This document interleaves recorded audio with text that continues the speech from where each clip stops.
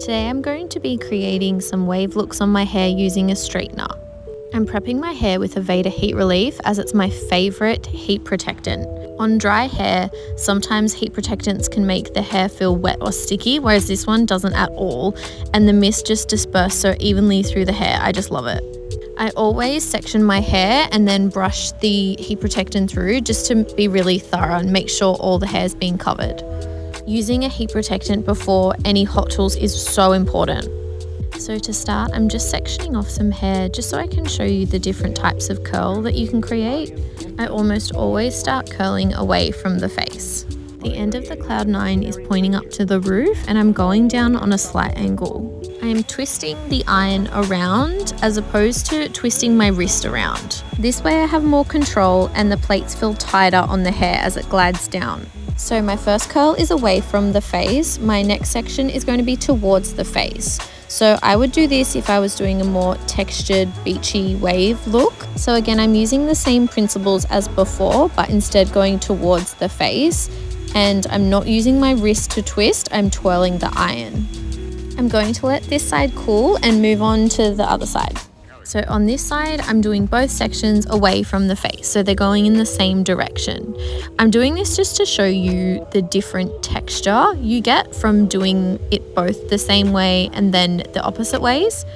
So again, making sure the end of the iron is facing towards the ceiling and I'm going down on an angle.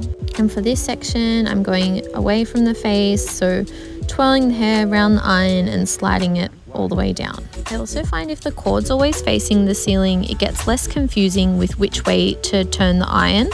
So you'll see the curls clashing together to create more texture. I would also straighten the ends if I wanted it more beachy.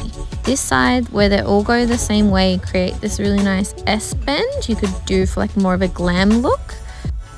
On this section, I'm creating kind of like a mermaid wave, I guess. I'm moving the iron about half a turn each time. I also like to slightly angle it to the left and the right each time. I find that makes the wave sit a bit better as opposed to just going straight up and down. As you can see, I'm kind of just adjusting it very slightly left and right. I also find creating these waves with an iron as opposed to an actual mermaid waver a lot quicker.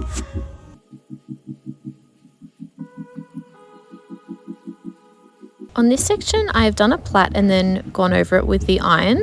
The tighter the hair is plaited, the tighter the crimp. If you were to have a looser plait, the wave would obviously be looser. I'm now styling my curtain bangs with the iron. I'm going away from the face and down on an angle. The right side of my curtain bangs is the only time that I have the iron facing the other way around, so cord facing the bottom. I've tried doing it the other way several times, but for some reason this is the only way I can get it to sit symmetrical with the other side. So now I've shown you some different wavy looks. I'm going to be doing my favorite wavy look, which is all the curls going in the same direction away from the face. So I'm starting by sectioning off at the occipital bone and directing it all back. I've done this bottom section in 2 sections. So the smaller the section, the tighter the curl. I like it slightly looser, so I'm taking slightly bigger sections. So I've sectioned my hair off just above the temples. I've already got that first curl going away from the face, so I just need to fix the other one that's coming towards. So I'm just going to go over that one.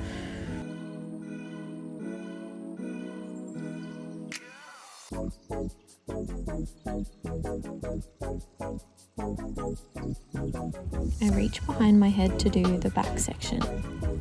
I use my index finger to guide the ends of the hair through the straightener.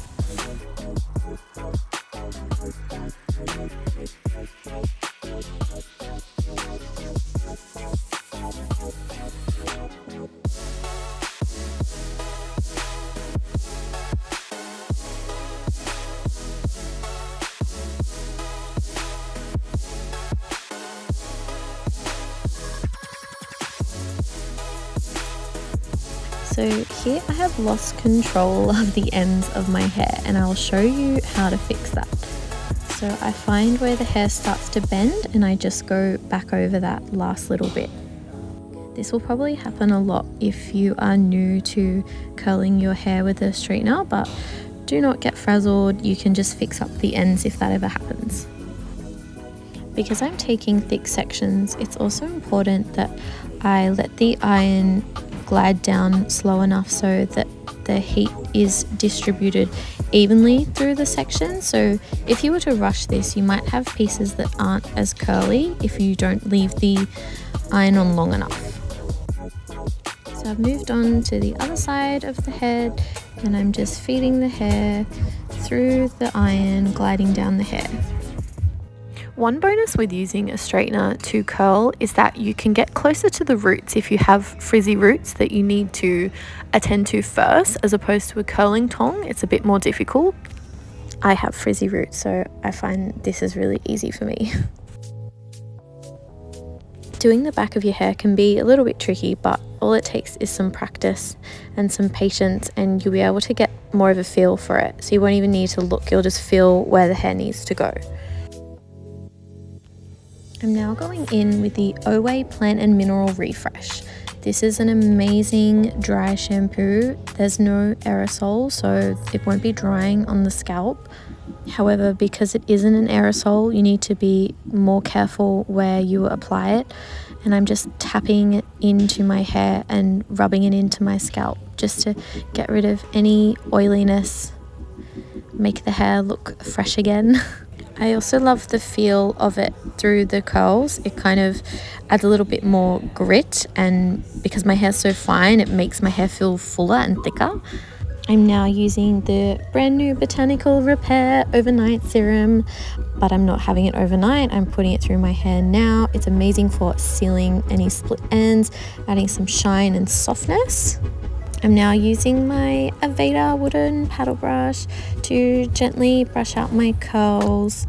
It's important to mention that I've waited for the curls to cool down to room temperature before I do this, otherwise the curls will drop too fast.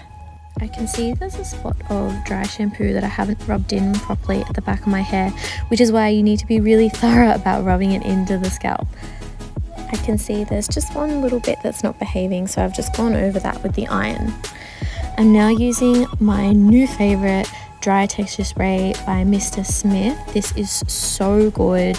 It just adds so much volume, so much texture to fluff up the hair. Now I'm going in with the Mr. Smith hairspray. I'm pushing all the hair away from my hairline, running that all over, and you can see I can really mold my fringe to do what I want. And then I set that in place with the hairspray.